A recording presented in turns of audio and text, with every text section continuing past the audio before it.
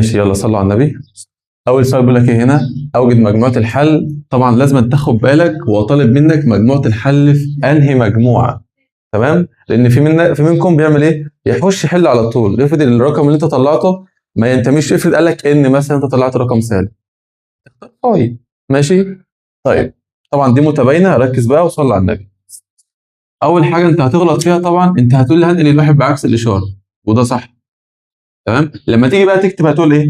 هتقول لي 2 اكس. اهو شوف هو قالها هو برضه. طبعا غلط، هي دي 2 اكس ولا سالب 2 اكس؟ يبقى دي غلطه ما تقعش فيها. تمام؟ يبقى سالب 2 اكس اقل من 9 ناقص 1 8 أس 2.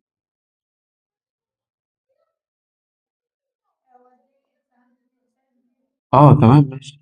هي أس 2 يعني؟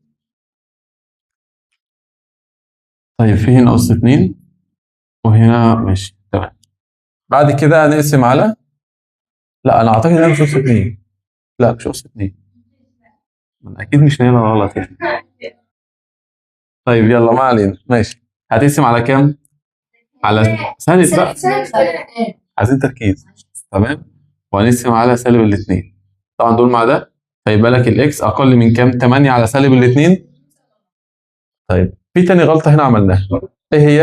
انا حالا قسمت على رقم سالب، ولما كنت بقسم على سالب بعمل ايه في العلامه؟ بشقلب. فهي حالا اقل من، هي هنا بقول العلامه اقل من، يبقى خليها اكبر من. ماشي؟ يبقى الغلطه الاولى بتاعت السالب، الغلطه الثانيه بتاعت ايه؟ لما تقسم على سالب ما تنساش.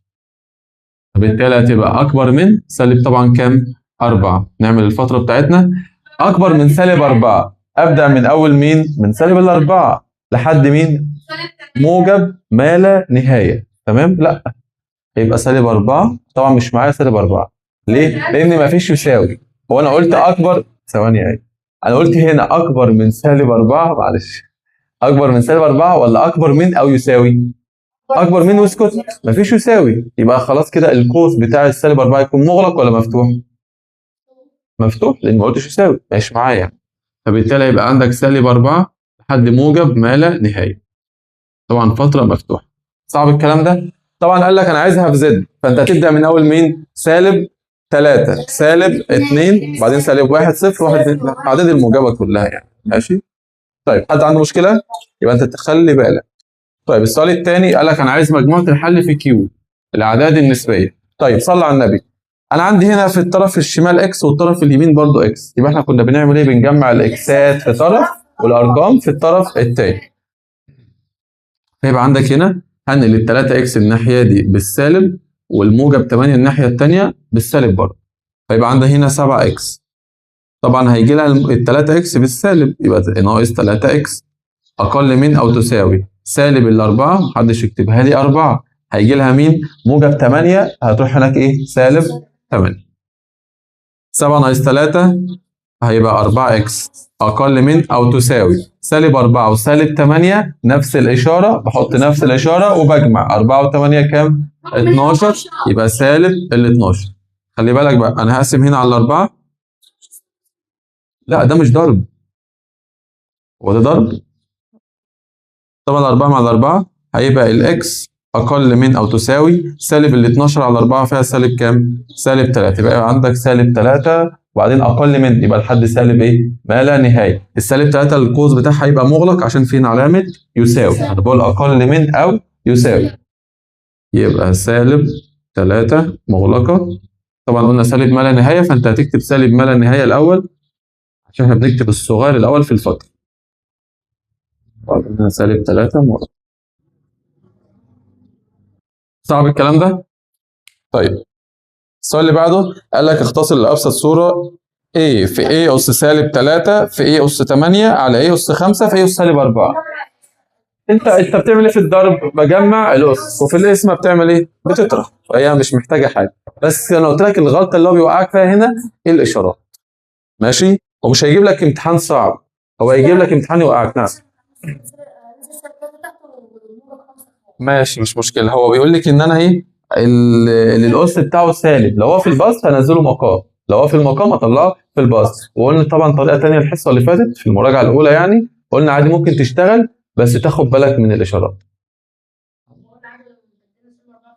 عادي مش مشكله، فانت اللي يعجبك استخدمه يعني. فاحنا المره اللي فاتت حلينا مباشر على طول، انا هنا بقى هبدل بحيث ان انا اكون قلت لك الطريقتين يعني.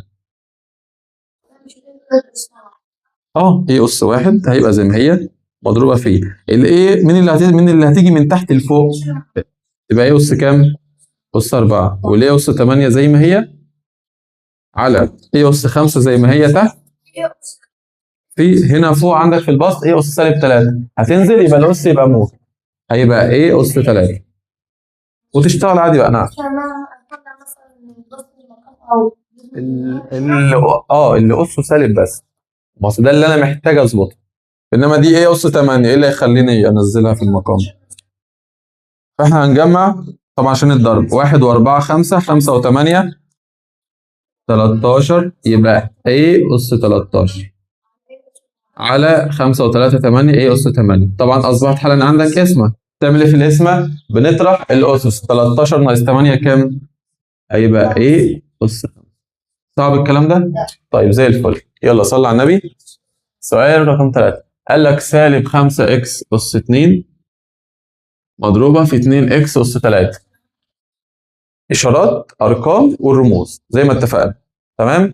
السالب في موجب بسالب، و5 في 2 ب10، اكس اس 2 في اكس اس 3 هتجمع الاسس يبقى اكس اس كام؟ اس 5. وبس كده. السؤال اللي بعده طبعا هنا هنعمل توزيع. تمام. هتمسك ال 8 اكس دي اضربها مره في 3 ومره في السالب 5 واي. خلي بالك تاني وللمره الالف من الاشارات عشان تاخد بالك. 8 في 3 24 اكس اس 2. الموجب في سالب بسالب، و8 في 5 ب40، واكس في واي يبقى اكس واي. صعب. اللي بعده خلي بالك بقى هنا ثانية واحدة ماشي زي الفل. هنا الناتج ايه؟ واحد، وانا عندي هنا اسس يعني صورة اسية يعني. تمام. الاول هنا 5 اس سالب 3. بقول لك ايه وانا اضربها في مين الناتج يبقى واحد. بص هو امتى الناتج يبقى واحد؟ لو الاس كام؟ صفر. حلو. فانت حالا محتاج تحط صوره اسيه، اساس واس يعني، بس بشرط لما اجمع طبعا انت كده كده تحط نفس الاساس. انت ما ينفعش تجمع اصلا ويكون الاساس مختلف. فانت كده كده الاي دي هيبقى الاساس بتاعها 5، باقي لك بس مين؟ الاس. تمام. طيب الاس الاول هنا سالب 3، اخد معكوس ما فيش تفصيل، اخد معكوسه الجمعي على طول. ما هو عشان اي رقم ومعكوسه الجمعي بيديني صفر، وانت قلت لي ايه؟ الناتج واحد، فالاس هيبقى لازم يبقى صفر. حلو. ايه المعكوس الجمعي لسالب 3؟ 3. طبعا انت عمال تتفرج على جمال اسمك اللي مكتوب. طيب ماشي، حسبنا بعد بس. هيبقى 5. 5 اس كام؟ اس 3. تمام كده. عشان لما تيجي تجمع تقول 5 اس سالب 3 زائد ال 3 سالب 3 وموجب 3 صفر، عدده معكوس. ماشي. السؤال اللي بعده. نعم. تاني بص يا عم الناس، يلا صل على النبي كده. لو انا قلت لك مثلا 2 اس 6 مضروبه في 2 اس سالب 6، انا عايز اجيب الناتج. مش ده ضرب ونفس الاساس؟ طبعا لازم يكون نفس الاساس عشان اقدر اجمع في الضرب واطرح في القسمه. ماشي. فانت عندك هنا الاساس هنا 2 والاساس هنا 2، يبقى طبيعي الناتج هيبقى فيه اساس 2. مش محتاجه يعني. طيب باقي لي الاس. انت بتعمل ايه في الضرب؟ بتعمل ايه في الاسس؟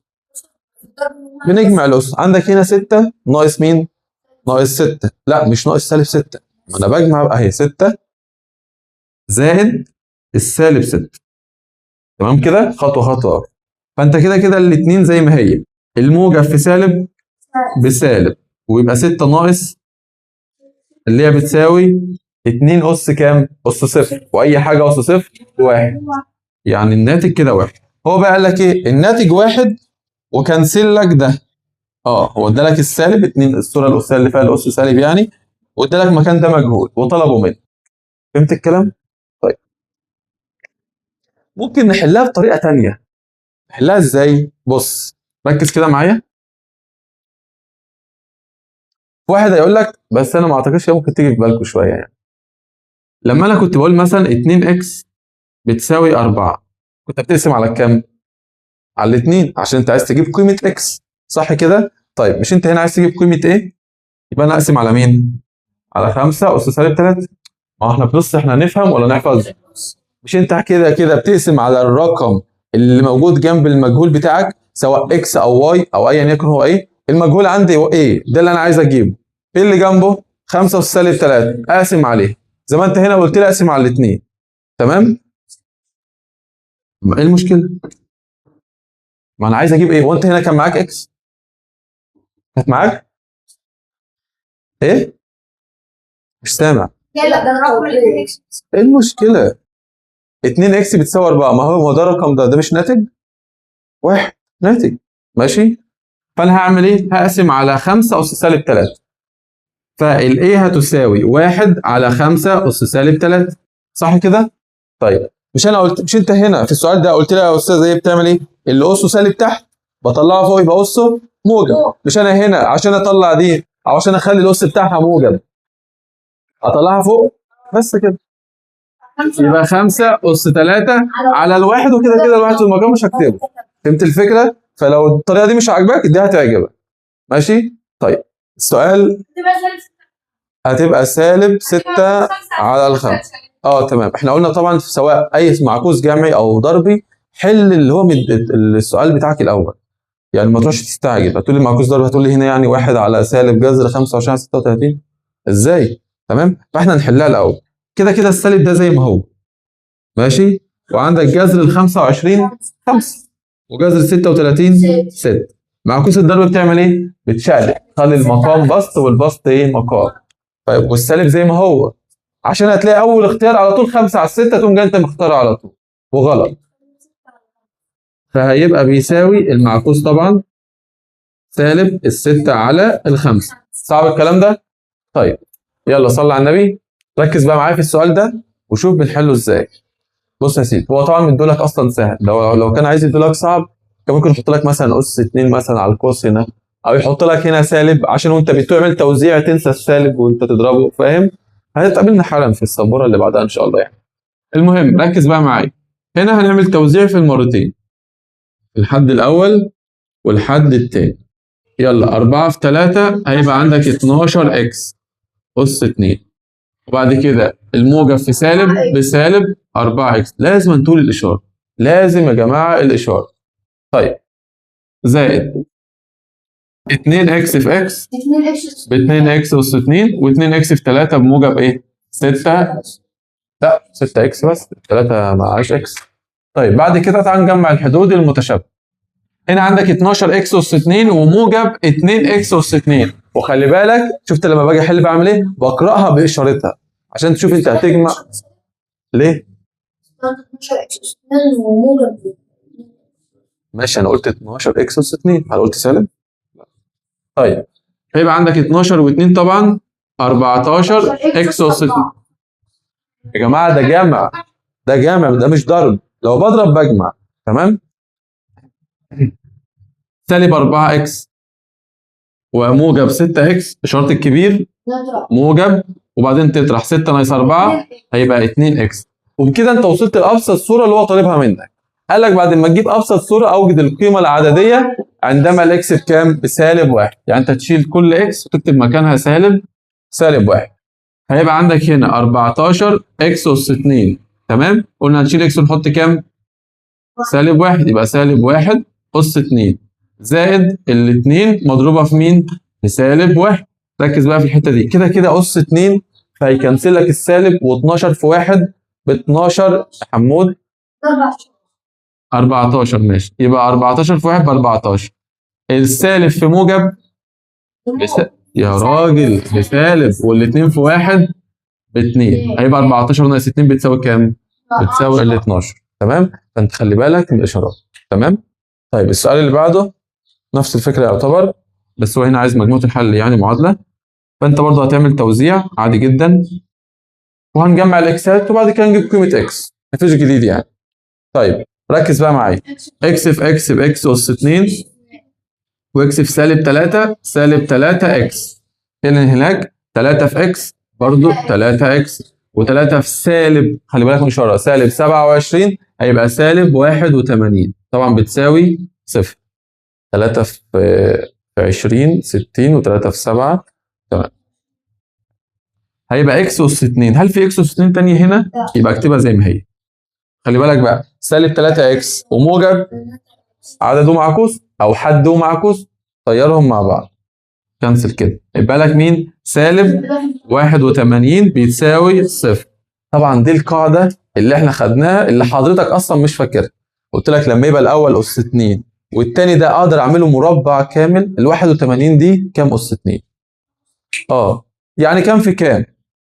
9 في 9. 9 في 9. ما هو مش 9 في 9 دي هي 9 اس 2، 9 في نفسها مرتين، يبقى خلاص، يبقى انا اقدر اكتبها على الصوره دي اللي هي اكس اس 2 ناقص التسعة اس 2، طبعا الناتج بصفر. قلنا كنا بنفكها ازاي؟ بتعمل قوسين طبعا عادي جدا، تمام، وكده كده الناتج صفر. هيبقى عندك هنا اكس وهنا اكس، بنفكها يعني، مش هي اكس اس 2؟ طب والتسعة برضو اس 2، هنا 9 وهناك 9، هنا 9 وهنا 9. قلت لك دايما واحده موجب وواحده سالب. اشمعنى؟ عشان هنا عندك الاشاره اللي في النص هنا سالب، تمام؟ لما تيجي تضرب الاشارتين في بعض، الموجب في السالب هيدينا ايه؟ سالب. يبقى انت ما ينفعش تحط الاثنين سالب ولا تحط الاثنين موجب، تمام؟ واحده موجب وواحده سالب. بعد كده كنا بنقول ايه؟ اما القوس الاول بيساوي صفر او القوس الثاني هو كمان بيساوي صفر، تمام؟ الاول بصفر. طب ليه برضه بقول الاما الاول بصفر او الثاني بصفر؟ هقول لك على حاجه، سيبك من السؤال ده. انا بقول لك انا عندي رقمين ولما تضربهم في بعض الناتج بيكون صفر. فهل انت هتختار رقمين ولا هتختار رقم ودايما هتثبت الصفر معاك؟ وهثبت صفر. ليه؟ هو في ممكن تضرب رقم في رقم غير ما تحط فيهم صفر يعني ويبقى الناتج عندك صفر؟ مستحيل. يبقى لازم يكون واحد منهم صفر. فعشان كده بقول لك اما الاول بيساوي صفر او اما الثاني بيساوي صفر، تمام؟ فيبقى عندك هنا اما الاكس زائد 9 اساويها بصفر، طبعا هتطلع التسعه بعكس الاشاره، يبقى الاكس بتساوي سالب 9. والناحيه الثانيه اكس ناقص 9 بتساوي صفر، هتطلعها بعكس الاشاره، يبقى الاكس بتساوي موجب 9. يبقى مجموعه الحل المجموعه سالب 9 وموجب وموجب 9. في حل ثاني، تمام؟ مش حرمك من حاجه، ويبقى اسهل ليك، خلي بالك، تمام؟ بس احنا بندي لك الاثنين عشان نعلي من مستواك يعني. صلى على النبي كده. اكتبه لك فين؟ بص هكتبه لك هنا، تمام؟ بس انت تبقى تاخد بالك اللي هو تبع السؤال 8 يعني، او ممكن اكتبه لك هنا عادي.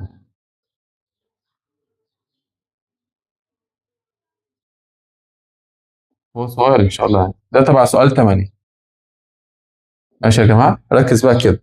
احنا وصلنا عند الخطوه اللي هي دي، اكس اس 2 ناقص 81 بتساوي صفر. انت هتقول لي ايه بقى؟ اكس اس 2 ناقص 81 بتساوي صفر. مش انا اقدر امسك السالب 81 دي اطلعها بره بعكس الاشاره، صح؟ يبقى الاكس اس 2 بتساوي 81، طلعتها بالموجب، تمام؟ لما يكون عندك اكس اس 2 بيساوي اي رقم كنت بتعمل ايه؟ موجب او سالب وتاخد الجذر، تمام؟ ده اللي انا هعمله هنا. يبقى الاكس بتساوي موجب او سالب جذر 81، يبقى موجب او سالب 9.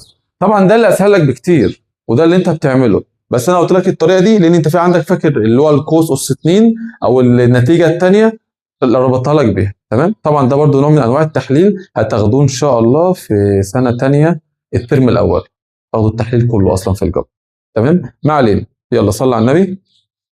السؤال اللي بعده قال لك 3 اكس اس 3 ناقص 4 بتساوي 2 اكس اس 3 زائد 4. قال لك عايزين نجيب مجموعه حل المعادله دي في كيو في الاعداد النسبيه. نفس فكره السؤال. هروح فين؟ نجمع الاكسات ونجمع الارقام. ركز بقى معايا. همسك الاثنين اكس اس 3 دي هجيبها هنا بالسالب والسالب 4 واديها هناك بالموجب، تمام؟ وكده انت خلصت على فكره. هيبقى 2 اكس اس 3.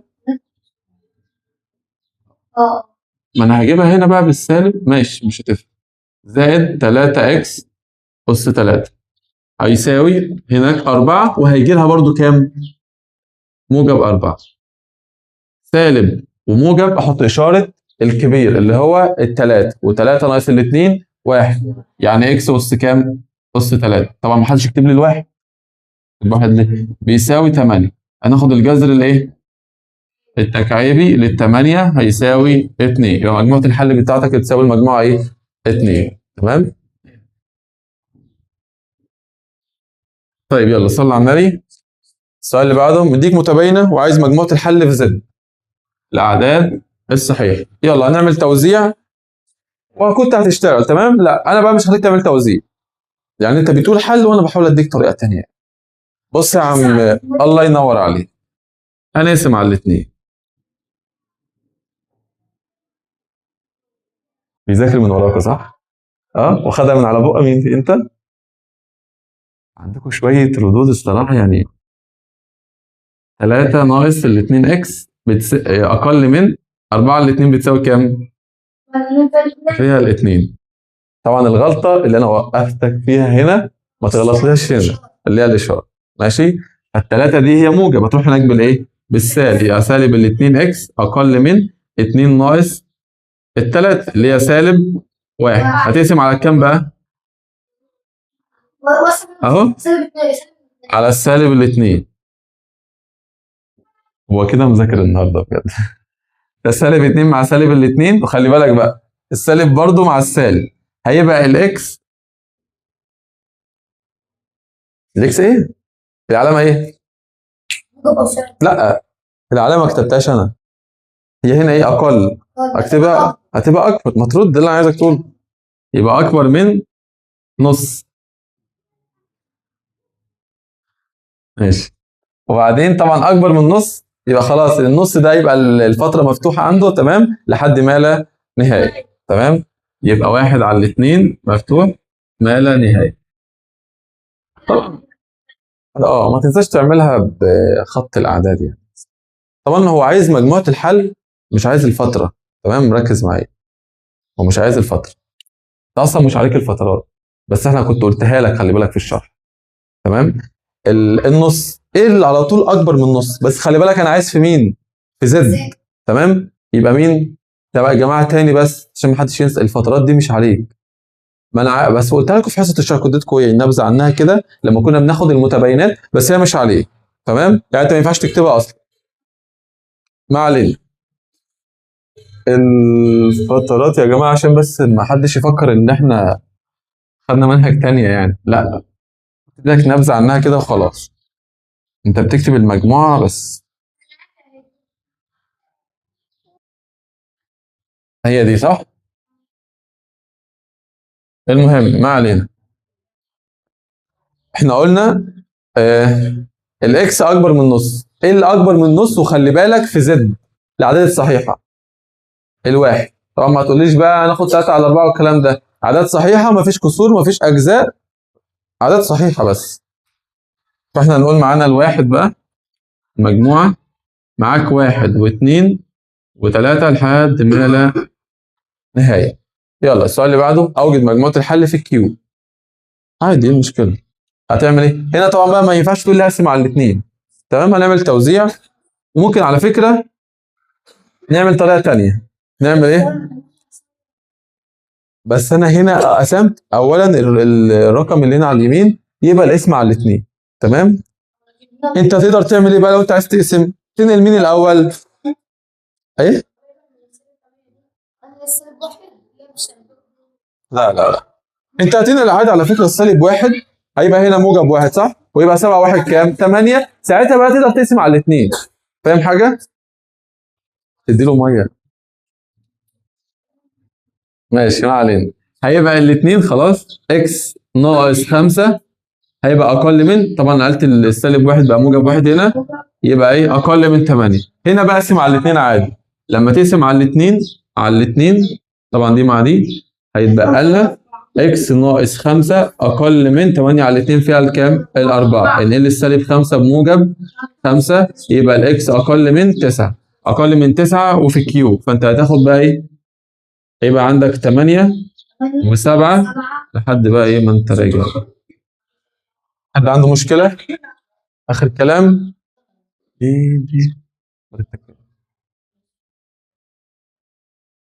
يلا صل على النبي. بيقول لك هنا إذا كان 2x ناقص 3 أس 2 بتساوي ax أس 2 زائد bx زائد c. عايزين قيمة a و b و c. ركز بقى معايا. بص، طبعا لما كان بيبقى معاك كوس أس 2 كنا بنعمل إيه؟ مربع الأول والإشارة اللي هي هنا سالب، والأول في الثاني في 2 زائد مربع الثاني. تاني مربع الأول اللي هو الاتنين أس 2 أكتبها لك أهو عشان تبقى واخد بالك من عارف اللي أنت ناسيها أصلا، والإشارة سالب الأول في الثاني في الاتنين، يعني الأول أهو اللي هو 2x في الثاني اللي هو التلاتة في الاتنين زائد مربع الثاني اللي هو 3 أس 2. ركز بقى، 2 أس 2 بالظبط، 2 أس 2 هيبقى 4 x أس 2 سالب الاتنين في 3 6 6 في 2 12. ما تنساش الإكس زائد 3 أس 2 بكام؟ ب9. هتبدأ بقى أنت تقارن المقدار اللي أنت طلعته الثلاثي ده بالمقدار اللي هو لك ده، لأنه قال لك يساوي. فأنت عندك هنا مين المعامل اكس أس 2 هنا؟ الاي، وأنت طلعته هنا بكام؟ ب4، يبقى الاي بتساوي كام؟ الاي بتساوي 4. البي هنا معامل اكس، معامل اكس هنا كام؟ هتغلط؟ لازم أقول لك هتغلط عشان تقول لي السالب، صح؟ يبقى البي هتساوي سالب 12. تمام. السي 9. صعب. اللي بعده قال لك عايزك تجيب لي اكس اس 2 ناقص واي اس 2، وطبعا دي اللي احنا برضو خدنا القاعده بتاعتها مع قاعده. تمام، انا اشرحها. القاعده خدناها لما كنا بناخد قاعده لما يدي لك مقدار مكون من حدين اس 2، كنا بنقول ايه؟ بتفكها ازاي؟ بتفتح عندك قوسين اكس واكس، واي وواي، واحده موجبه واحده سالبه. طب هي اكس زائد واي عندك بكام؟ ب4، والاكس ناقص واي ب20. يبقى انت هتضرب الاربعه في كام؟ 4 في 20، نحط الصفر، 4 في 2 بكام؟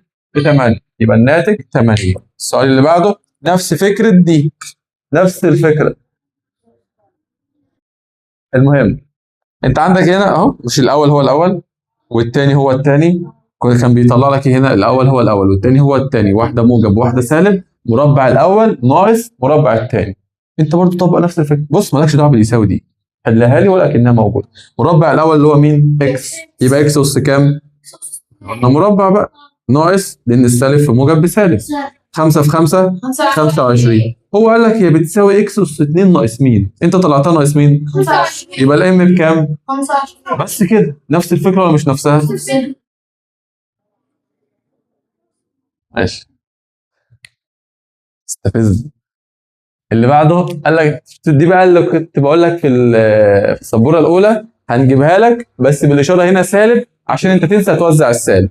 ركز بقى معايا، سيب اللي في ايدك هحلها انا. ركز معايا، يلا صل على النبي. عندي قوس مكون من حدين اس 2، نفس فكره دي. هقول مربع الاول بس هحل على طول. 3 اس 2 هتبقى 9 وان اس 2، وبعد كده الاشاره سالب، وبعد كده قلت الاول في الثاني في 2. الاول مين؟ 3 ان في الثاني اللي هو 1، يعني 3 ان في 2، ال3 في 2 ب6، يبقى 6 ان زائد مربع الثاني 1 اس 2 طبعا بكام؟ ب1. هتكتب سالب ولازم تفتح قوس كبير. ليه؟ لان السالب كده هينضرب في النواتج كلها. تمام؟ شوف هيطلع معاك كام حد هتضربهم فيه. تمام؟ ماشي. فانا هعمل توزيع 3 ان مع ال 3 ان، وال 3 ان برضو مع الاثنين، والسالب الاثنين مع ال 3 ان، والسالب الاثنين مع الموجب 2. طبعا ده اللي هيجي في بالي. تمام؟ مع انك ممكن تستخدم طريق اسهل. ايه هو؟ هقول لك بص، الفكره اللي هنا سؤال 13 ده هي اللي في 14، هي في الجزء الاولاني ده، الثاني قصدي. تمام؟ ليه؟ يا جماعه مش هنا الاول هو الاول والثاني هو الثاني. طبعا انا قصدت اقول لك التوزيع عشان ده اللي هيجي في بالك الاول. تمام؟ فقول لك بعدها عشان تاخد بالك بعد كده. مش مهم ان احنا نحل على فكره، انت بس تفهم الدنيا تبقى معاك زي الفل. تمام؟ ماشي؟ ركز بقى. الاول هو الاول والتاني هو التاني، هنا نفس الفكره برضه، الاول هو الاول والتاني هو التاني. كنت بقول ايه؟ مربع الاول ناقص مربع التاني، اسهل لك بكتير. انت تاخد الاول هنا اللي هو 3 ان مربعه يبقى 9 ان اس 2 ناقص مربع التاني 2 اس 2 بكام؟ ب4. بدل ما تقعد تضرب حدين في حدين يطلع لك 4 حدود وتجمع المتشابه وهنلف لفه طويله. تمام؟ بعد كده هيبقى 9 ان اس 2 ناقص 6 ان زائد 1. خلي بالك بقى السالب ده هينضرب في القوة، تمام؟ ودي برضو واقعة من الوقعات اللي هتقع في السؤال ده. هيبقى سالب 9 ان اس 2 والسالب في سالب 1 في 4 طبعا 4. لاحظ برضو معايا هنا موجب 9 ان وهنا سالب 9 ان، خلاص هيروحوا مع بعض. يتبقى عندك مين؟ سالب 6 ان. ما تكتبهاش 6 ان، غلط، سالب 6 ان. 1 و4 كام؟ 5. وبكده انت جبت ابسط صورة. قال لك بعد ما تجيب ابسط صورة عوض لي عن الان بكام؟ بسالب الاثنين، تمام؟ يبقى انا هقول يساوي سالب 6 اضربها في سالب الاثنين زائد 5. سالب في سالب وال6 في 2 ب 12 و12 زائد 5 بتساوي كام؟ 17. صعبة؟ تمام. السؤال اللي بعده طبعا قلنا 100 مرة. المكعب بكل بساطة المساحة الكلية قلت لك قدامي وورايا ويميني وشمالي وفوقي وتحت، كده انا عديت كام وجه؟ 6 اوجه، والوجه عبارة عن ايه؟ مربع، يبقى 6 اس اس 2، تمام؟ طب هو الاس ده اللي هو طول الحرف او الضلع، هل هو معايا؟ لا مش معايا، بس هو قال لك ايه؟ المساحة الكلية ب 1350. طيب المساحة الكلية كانت بتساوي من شوية؟ قلنا 6 اس تربيع، خلاص سويها بقى. هتقول ان ال 6 اس تربيع بتساوي 1350. هنقسم على ال6 بتساوي كام؟ يبقى اس تربيع بتساوي كام؟ اعتقد 144. حد معاه آلة؟ آلة ايه؟ آلة حاسبة. 1350 على ال6.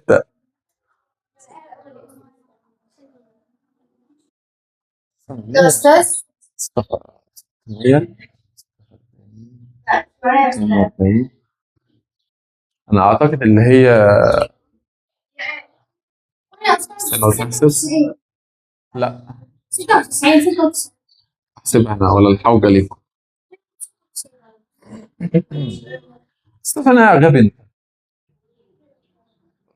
اللي اقرب يا جماعه هيبقى 1200 على ال6. طبعا هيبقى 200. لا هننجز على طول. انا خدت 1200 من هيبقى لك هنا كام؟ 150، تمام؟ 150 على ال6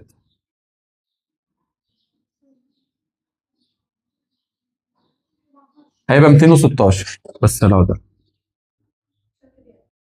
شاطر.